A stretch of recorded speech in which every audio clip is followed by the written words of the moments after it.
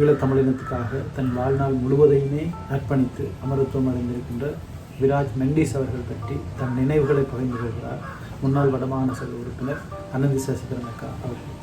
2013 ஆண்டு பிரீமன் தீர்ப்பாயத்தில் கலந்து கொள்ள நான் சென்ற பொழுது முதல் முறையாக நான் விராஜ் மெண்டிஸ் அவர்களை நேரில் சந்திச்சிருந்தேன்.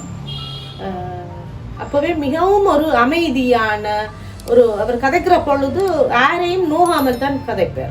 ஆனால் நல்ல அன்பாக எல்லாத்தையுமே பேசிக்கொள்ளக்கூடிய ஒரு ஆழமான அறிவுள்ள ஆளாக தான் இருந்தார். அவர் தொடர்ச்சியாக ஆங்கிலத்தில் தான் பேசுவார். அவர் தன்னுடைய தாய்மொழி சிங்கள மொழியை பேசுகிற இல்லை. ஆழ்ந்த ஒரு அறிவு கொண்ட ஒரு ஆளும் எங்களுடைய விடுதலை போராட்டம் தொடர்பாக ஒரு தெளிவான பார்வை அவர்கிட்ட இருந்தது. இப்போ எங்களுடைய ஆக்கள் சில நேரம் ஏதாவது குறையல் நிறையல் சொன்னாலும் கூட அவர்கிட்ட அந்த பார்வை இல்லை.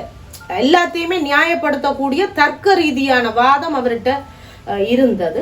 எளிமையான வாழ்க்கைக்குரிய ஒரு ஆளா இருப்பார். அவரை உண்மையில பார்த்தால் ஒரு பெரிய உயரமான ஆளா அப்படி இருப்பார். நடக்க கூட மெதுவாக தான் நடப்பார். நல்லது ஒரு எங்களுடைய ஒரு ஒரு ஒரு வேற்று பிரிப்பு ஒன்றும் பாராமல் தன்னுடைய ஒரு கூட பிறந்த சகோதரன் மாதிரி பேசிக்கொள்வார். எங்களுடைய கவலையில தன்னுடைய கவலை மாதிரியே அதை ஏற்றுக்கொள்ளக்கூடிய ஒரு மனப்பக்குவம் கொண்ட ஒரு ஆளா இருந்தார். எனக்கு அவருடைய மரண செய்தி உண்மையிலே என்னால் ஏற்றுக்கொள்ள முடியாம இருந்தது. என்னால அதை ஜீரணிக்க முடியலை. ஏனென்றால் அவ்வளவு அதிர்ச்சியா இருந்தது. ஏனென்றால் நான் கடந்த பிரீமன் தீர்ப்பாயத்தினுடைய அந்த அறிக்கை வெளியிடுற பொழுது ஜெர்மனியில் நடைபயணத்தையும் நான் மேற்கொண்டிருந்தேன். பெண்களுக்கான உரிமை தொடர்பான ஒரு நடைபயணத்தில். அப்பொழுது விராஜ் மெண்டிஸ் அவர்களுடைய அவருடைய ஏற்பாடு தான் போனேன். எளிமையாக ஒரு சர்ச்சில் தங்குறதுக்கு இடம் கொடுத்துருக்குறார்கள். அந்த நடந்து போய் வந்து தங்குறதுக்கு சின்ன மெட்ரஸுகள், சுத்தி கட்டுற மெட்ரஸுகள் தான் கொடுத்துருக்கு. அதை அந்த சர்ச்சில் போட்டுட்டு இருப்பினும் சரியான குளிர்காலமாயும் இருந்தது. காலையில் பானை சாப்பிட்டுட்டு அந்த நடப்பயணம் வெளிக்கிடும்.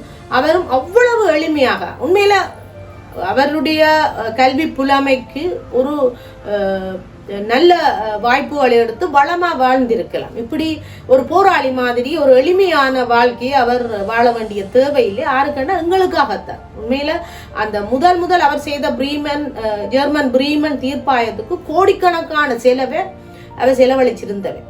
ஆனால் அதில் எங்கட தமிழாக்களின் பங்களிப்பு மிக சொற்பமாகத்தான் இருந்தது. அதுக்கு பிறகும் அந்த தீர்ப்பாயம் முடிஞ்சும் கடன்ல இருந்தவை அவை. ஏனென்றால் யார்கிட்டையுமே தாங்கள் கடன்படாமல் அதை ஒரு நடுநிலையாக தாங்கள் செய்ய வேணும் என்றதுக்காக கோடிக்கணக்கான காசு செலவழிச்சு உண்மையில 12-16 நீதிபதிகள் ஒவ்வொரு நாட்டில இருந்தும் அந்த நீதிபதிகளை கொண்டு வந்து ஏர்போர்ட்ல ஒரு ஆள் 10 மணிக்கு வரும், ஒரு ஆள் 1 மணிக்கு வரும், மாறி மாறி வாகனம் விட்டு ஏற்றி அவைய அந்தந்த ஹோட்டல்கள்ல தங்க வச்சு பிறகு தீர்ப்பாயத்தில் அவைகள் சாட்சி சொல்ல வருகின்ற சாட்சியாளர்கள் எல்லாரையும் எடுத்து எங்களை எல்லாம் அந்தந்த நேரத்துக்கு ஏற்றி இறக்கி ஹோட்டலில் தங்க வச்சு எங்களுக்கான நேரங்கள் ஒதுக்கி தீர்ப்பாயத்தில் நாங்கள் சொல்கிற சாட்சிகளை எல்லாம் பதிவு செய்து மிகவும் கடுமையான வேலை. அது ஒரு நாட்டால் கூட செய்ய முடியாததை விராஜ் மெண்டிஸ், ஜூட்லால், பாசனா இந்த 3 பேருடைய விளைவுகளால் அது அவர்களுடைய முயற்சியால் அது நடத்தப்பட்ட விஷயம். அதுக்கு பின்னர் 3 தீர்ப்பாயங்களை நடத்தி விட்டார்கள். நான் ஒவ்வொரு தீர்ப்பாயத்துக்கும்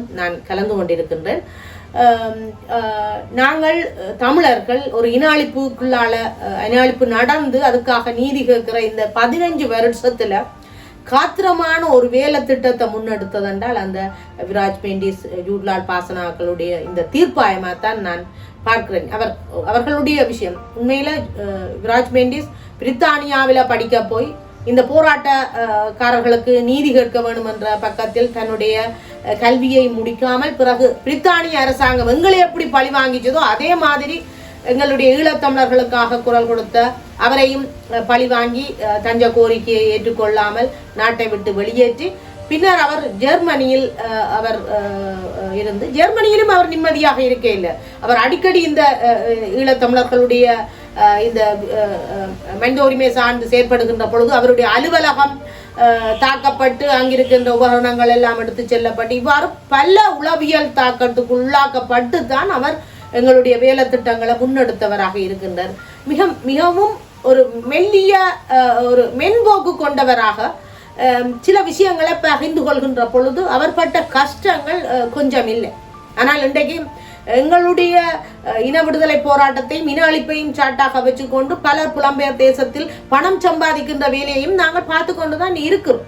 பலருடைய கைகளில் கோடிக்கணக்கான பணங்கள் போய் இன்றைக்கு யுத்தத்தில் பாதிக்கப்பட்டவர்கள் இல்லாத நிலையில தன்னுடைய சொந்த உழைப்பையும் போட்டு மிக வறுமையிலையும் அவர் இந்த கடமையை, இந்த ஈழத்தமிழர்களுக்கு இன அழிப்புக்கான நீதி கிடைக்க வேண்டும், அவர்களுடைய இன விடுதலையை பெற்று நிம்மதியாக வாழ வேண்டும் என்ற பக்கத்தில் அவர் மிகவும் உந்து சக்தியாக எங்களுக்கு அவ்வளவு பலத்தை தந்தவர். நாங்கள் எந்த நேரமும் அவர் எங்களுக்கு விராஜ் மெண்டிஸ் இருக்கின்றார், என்ன எங்களுக்கு அச்சுறுத்தல்கள் வந்தாலும் அவர் எங்களுக்காக குரல் கொடுக்கக்கூடிய ஒரு ஆற்றல் இருக்கிறார் என்று எல்லாருமே நாங்கள் நம்பிக்கொண்டிருந்த பொழுது அவருடைய உயிரை இறைவன் பறித்திருக்கிறார்.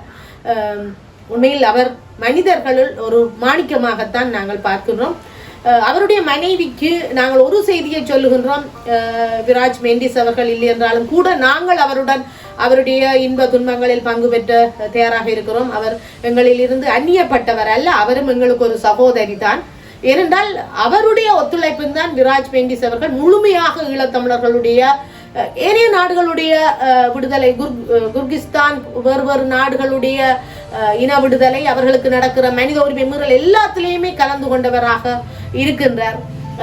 இருந்திருக்கின்றார். ஆனபடியால் அவருடைய மனைவியினுடைய ஒத்துழைப்பும் ஆதரவும் இருந்தபடியால் தான் அவர் முழுமையாக இந்த இடத்தில் தன்னுடைய அர்ப்பணிப்பான கடமையாகி இருக்கின்றார். உண்மையில் இவ்வளவு புத்திஜீவியான, இவ்வளவு அறிவு சார்ந்த ஒருவராக இருக்கின்ற ஒருவர் தான் நினைத்திருந்தால் ஒரு கோடீஸ்வரனாக அந்த மண்ணில வளமாக வாழ்ந்திருக்கலாம்.